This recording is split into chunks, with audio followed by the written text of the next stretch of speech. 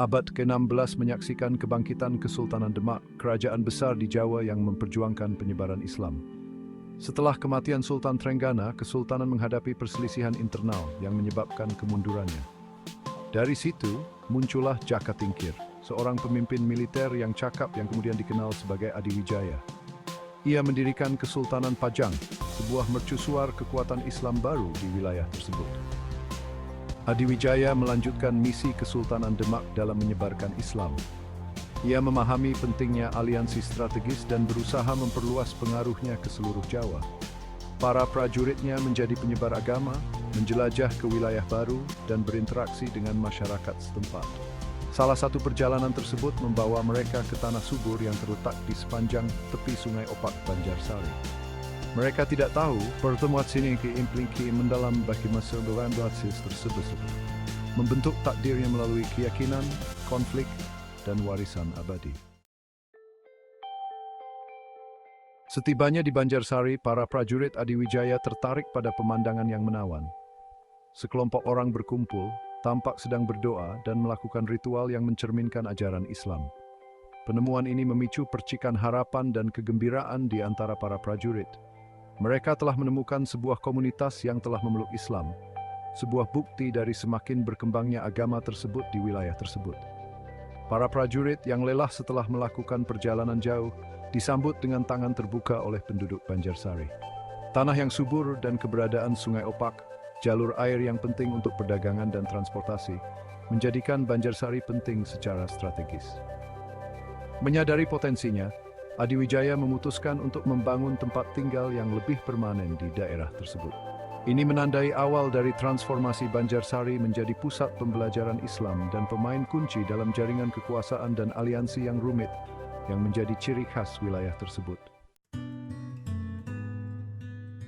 Di bawah naungan Adiwijaya, sebuah masjid dan sebuah pesantren atau sekolah berasrama Islam didirikan di Banjarsari. Lembaga-lembaga ini menjadi mercusuar pembelajaran Islam, menarik para cendekiawan dan pelajar dari berbagai penjuru. Masjid ini berfungsi sebagai tempat ibadah dan berkumpulnya masyarakat, menumbuhkan rasa kebersamaan dalam iman dan identitas. Sementara itu, pesantren menjadi wadah ilmu pengetahuan, tempat ajaran-ajaran Islam diturunkan kepada generasi mendatang. Para prajurit Adiwijaya, yang awalnya bertugas menyebarkan agama Islam, merasa tertarik dengan ketenangan dan makanan rohani yang ditawarkan Banjarsari. Banyak yang memilih untuk menetap di daerah tersebut, menikah dengan keluarga setempat dan berintegrasi ke dalam tatanan sosial Banjarsari. Perpaduan budaya dan tradisi ini memperkaya masyarakat, menciptakan perpaduan unik antara adat Jawa dan nilai-nilai Islam. Seiring dengan berkembangnya Banjarsari, hal ini menjadi bukti kekuatan iman dan dampak transformatif yang dapat ditimbulkannya pada sebuah komunitas. Bagian 4, wilayah terbagi, munculnya wilayah otonom. Kesultanan Pajang, meskipun berpengaruh, memimpin lanskap politik yang terfragmentasi. Berbagai daerah dalam wilayah kekuasaannya menikmati otonomi, diperintah oleh adipati atau bupati yang setia kepada sultan. Para adipati ini memimpin pasukan mereka sendiri dan mengelola urusan wilayah masing-masing. Dua adipati tersebut adalah Raden Sutawijaya yang memerintah Mataram dan Ki Ageng Pamanahan, Adipati Pati. Keduanya adalah sekutu terpercaya Adiwijaya dan memainkan peran penting dalam pendirian Kesultanan Pajang. Kesetiaan dan pengabdian mereka membuat mereka mendapatkan dukungan sultan dan mereka diberikan tanah di wilayah subur dekat Sungai Opak. Raden Sutawijaya menerima daerah yang dikenal sebagai Mataram, sementara Ki Ageng Pamanahan diberikan tanah Kota Gede. Wilayah-wilayah ini yang terletak strategis dan diberkahi dengan sumber daya alam akan menjadi fondasi tempat dinasti-dinasti yang kuat akan bangkit. Namun pembagian tanah ini juga akan menabur benih konflik di masa depan, karena ambisi dan pengejaran kekuasaan memicu ketegangan di wilayah tersebut. Bagian 5, pendopo perselisihan, benih konflik antar saudara. Ki Ageng Pamanahan memiliki dua putra, Adipati Onje dan Adipati Pakuncen.